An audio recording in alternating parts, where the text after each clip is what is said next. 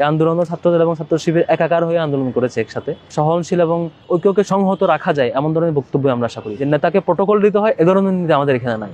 কোন নেতার প্রশংসা করে করে আমরা দিন কাটাই না। বাংলাদেশ জাতীয়তাবাদী ছাত্র দলের সভাপতির পক্ষ থেকে এক ধরনের বক্তব্য আসার পর আমাদের কেন্দ্রীয় সংগঠন থেকে একটা নির্দেশনা দেওয়া হয়েছে অলরেডি সারা দেশে।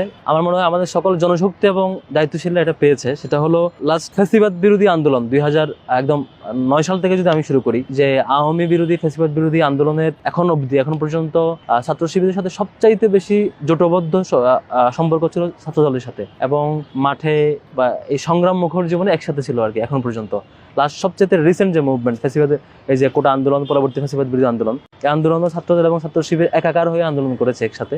তো সেই দিক বিবেচনায় কেন্দ্রীয় সংগঠন থেকে বলা হয়েছে যে সভাপতির পক্ষ থেকে এ ধরনের বক্তব্য আসলেও আমাদের কোনো জনশক্তি বা কোনো দায়িত্বশীল যাতে এই ব্যাপারে কোনো ধরনের কথা বা বক্তব্য বা ফিডব্যাক না দেন। আমরা বরঞ্চ ঐক্যের স্বার্থে জাতীয়